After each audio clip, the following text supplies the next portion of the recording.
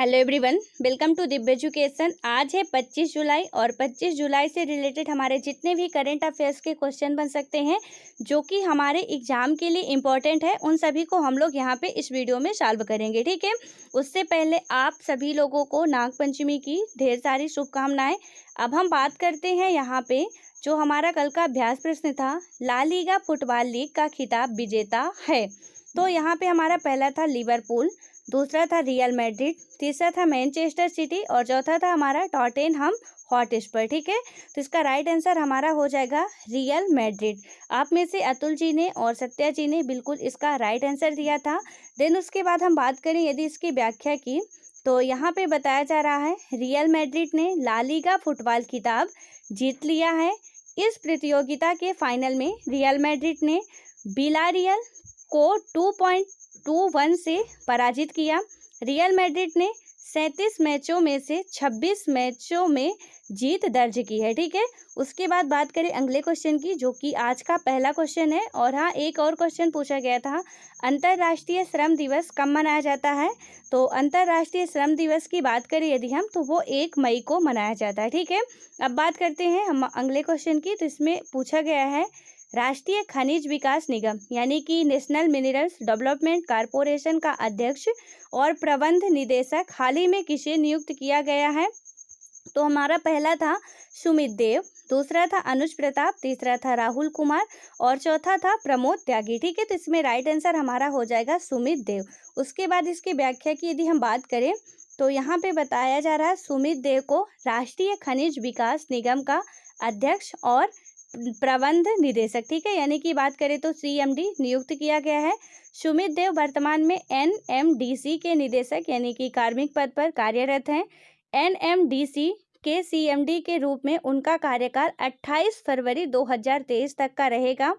वो NMDC के CMD के रूप में N बैजेंद्र कुमार को स्थान लेंगे जो 31 जुलाई 2020 को CMD के पद पर सेवानिवृत्त होंगे। ठीक है, उसके बाद हम बात करें अगले क्वेश्चन की। तो यहाँ पे हमारा अगला क्वेश्चन है, राष्ट्रीय प्रसारण दिवस निम्न में से किस दिन मनाया जाता है। तो पहला है 15 जून, दूसरा है 10 मार्च, तीसरा है 23 जुलाई, चौथा है हमारा 18 अप्रैल। ठीक है, तो इसका राइट आंसर हमारा हो जाएगा 23 जुलाई। यहाँ पे इसकी व्याख्या की बात करें यदि हम, तो बताया जा रहा है कि राष्ट्रीय प्रसारण दिवस यानी कि नेशनल ब्रॉडकास्टिंग डे भारत में प्रत्येक वर्ष 23 जुलाई को मनाया जाता है। इस दिन वर्ष 1927 में इंडियन प्रसारण कंपनी ने बम्बई स्टेशन से रेडियो प्रसारण शुरू किया था। ठीक है, ये डेट आप याद रखना, कब से, 1927 से और कहाँ पे, बम्बई स्टेशन से। ठीक है, और रेडियो प्रसारण सबसे पहले शुरू किया गया था। यहाँ पे जो प्रसारण वर्ड है वो हमारा किसके लिए यूज किया जाता है, तो वो जो हमारे संचार माध्यम होते हैं, यानी कि हम बात करें टीवी हो गया यानी टेलीविज़न हो गया, रेडियो हो गया, ये जो संचार माध्यम होते हैं इनके लिए ही क्या यूज किया जाता है, प्रसारण वर्ड। ठीक है, तो यहाँ पे हो गया हमारा जो इस शुरू किया गया था 1927 से। भारत में रेडियो प्रसारण की शुरुआत 1920 के दशक में हुई थी। पहला कार्यक्रम 1923 में मुंबई के रेडियो क्लब द्वारा प्रसारित किया गया था। इसके बाद 1927 में मुंबई और कोलकाता में निजी स्वामित्व वाले, यहाँ पे स्वामित्व होगा, ठीक है, तो निजी स्वामित्व वाले 2 ट्रांसमीटरों से प्रसारण सेवा की शुरुआत हुई थी। उसके बाद हम बात करें अगले क्वेश्चन की। तो यहाँ पे हमारा अगला क्वेश्चन है, झारखंड में कोरोना संक्रमण को नियंत्रित करने के लिए लागू लॉकडाउन के नियमों का पालन नहीं करने वालों को कितने साल तक की जेल हो सकती है।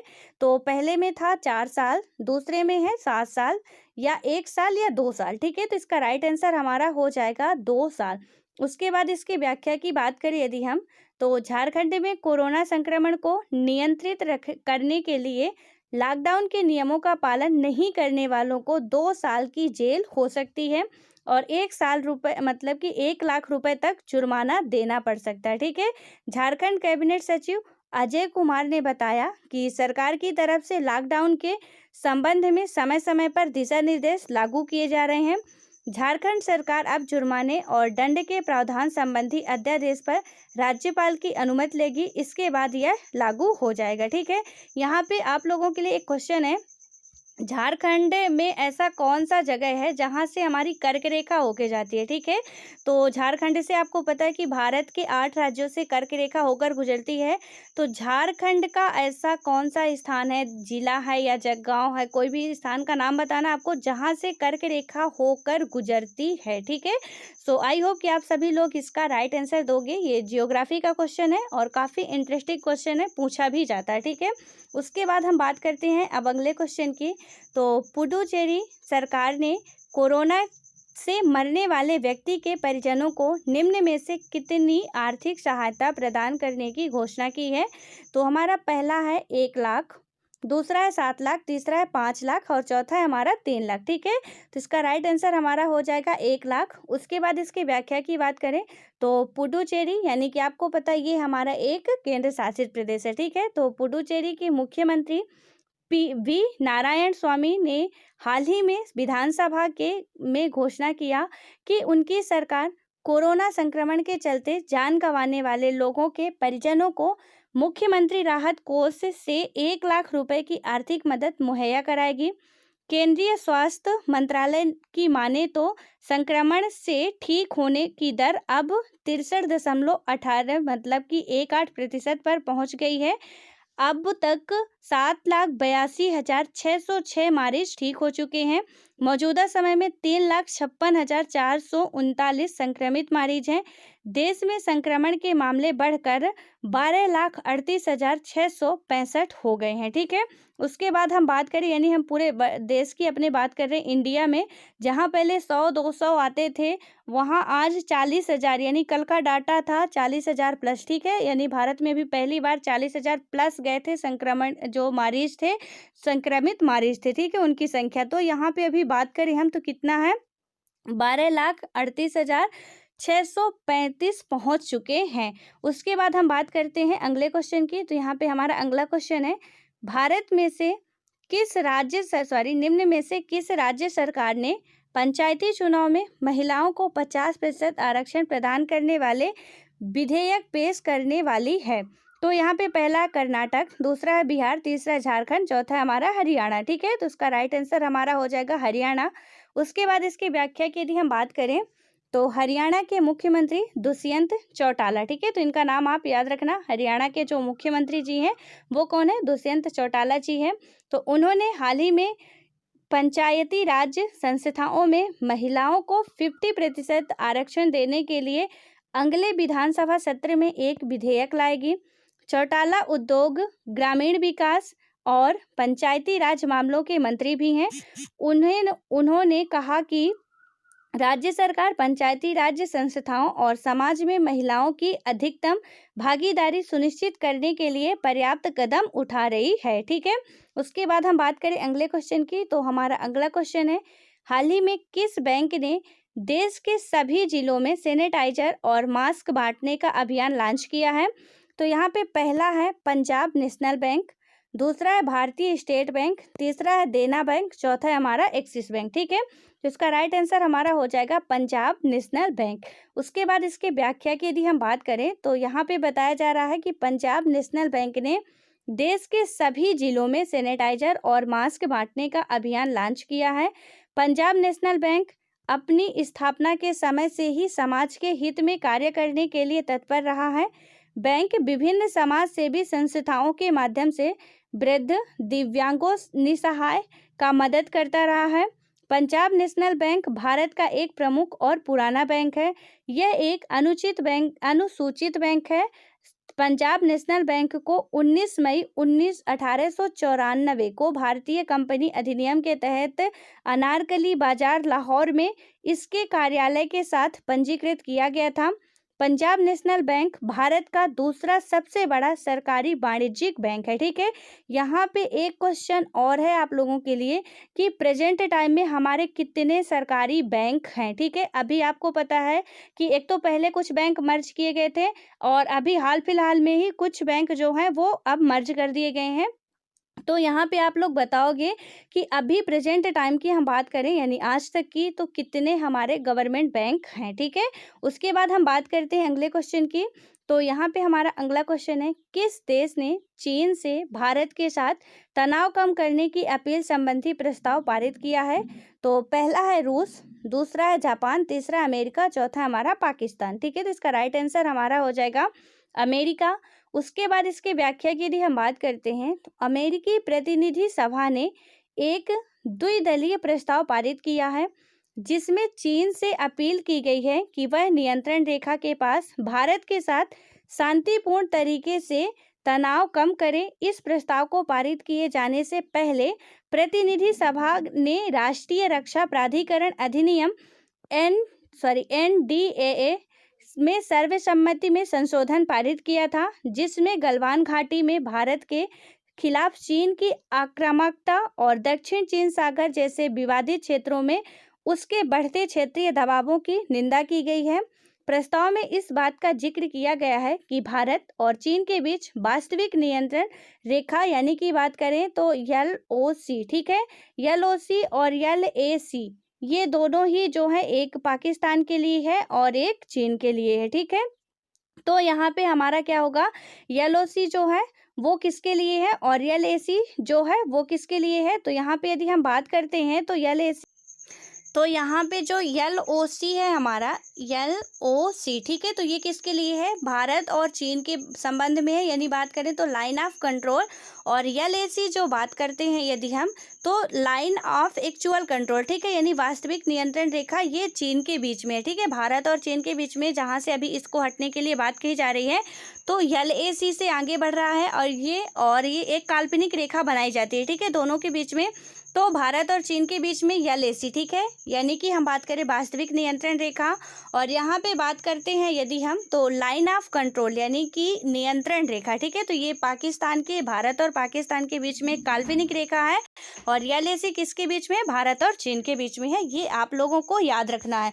उसके बाद हम बात करें नेक्स्ट क्वेश्चन की, जो कि हमारा अगला क्वेश्चन है, ब्रिक्स CCI के लिए सलाहकार के रूप में हाल ही में किसे नियुक्त किया गया है? तो हमारा पहला है विक्रम सेठ, दूसरा है साहिल सेठ, तीसरा है मनोज त्रिपाठी और चौथा है हमारा आलोक शर्मा, ठीक है। तो इसका राइट आंसर हमारा हो जाएगा साहिल सेठ। उसके बाद इसकी व्याख्या की बात करें तो साहिल सेठ को ब्रिक्स CCI के लिए सलाहकार के रूप में नियुक्त किया गया।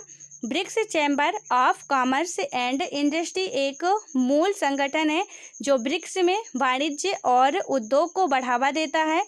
ये 2012 में स्थापित किया गया था। ब्रिक्स CCI के मुख्य उद्देश्य MSME खंड के लिए समर्थन प्रणाली बनाना है, ठीक है। उसके बाद हम बात करते हैं अगले क्वेश्चन की। तो हाल ही में किस देश ने पहले मंगल जांच तियानवेन फर्स्ट को वेनचांग अंतरिक्ष यान लॉन्च साइट से लॉन्च किया है? तो यहाँ पे पहला पाकिस्तान, बांग्लादेश, चीन या नेपाल।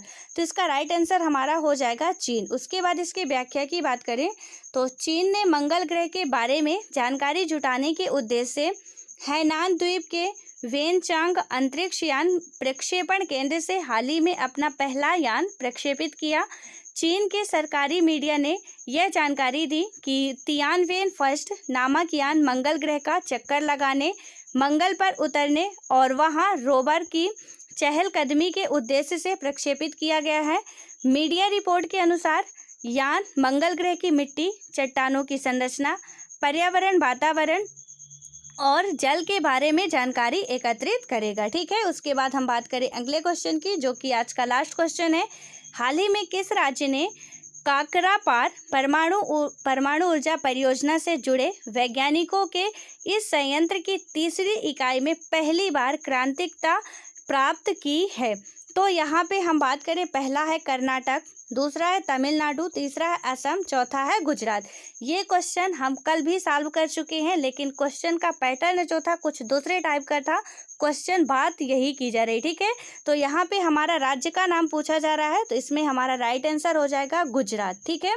उसके बाद इसकी व्याख्या के लिए हम बात करते हैं तो काकरापार परमाणु ऊर्जा संयंत्र गुजरात के तापी जिले में स्थित है।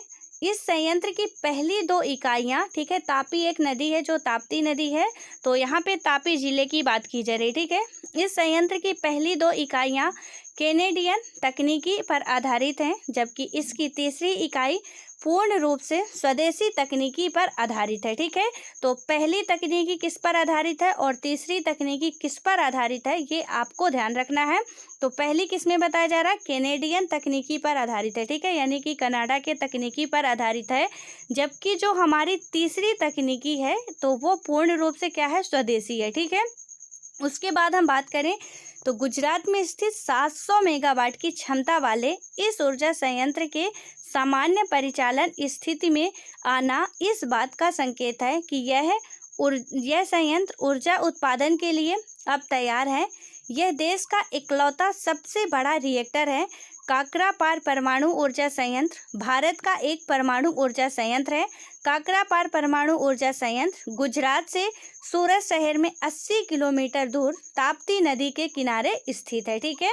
उसके बाद हम बात करते हैं नेक्स्ट क्वेश्चन की, जो कि आज का हमारा अभ्यास प्रश्न है।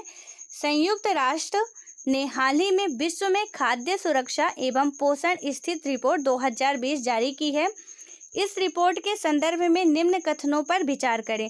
तो हमारा पहला स्टेटमेंट है, भारत में कुपोषित लोगों की संख्या में वृद्धि हुई है। दूसरा स्टेटमेंट है, एशिया में भूखों की संख्या सबसे ज़्यादा है।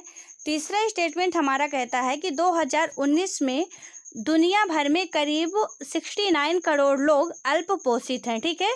और इसकी बात करें यदि हम, तो पूछा क्या जा रहा है, उपरोक्त कथनों में से कौन सा या से कथन सत्य है। तो हमको सत्य बताना है कि कौन सा है। तो पहला है केवल 1, दूसरा है 2 और 3, तीसरा है हमारा 1 और 3 और चौथा है हमारा 1, 2 और 3, ठीक है। तो इसका राइट आंसर आप लोगों को बताना है, क्योंकि ये क्वेश्चन हम लोग सॉल्व कर चुके हैं।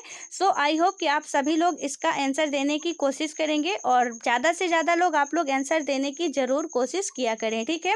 सो मिलते हैं नेक्स्ट वीडियो में, तब तक के लिए बाय बाय। आप सभी पढ़ते रहो, ऑल द बेस्ट।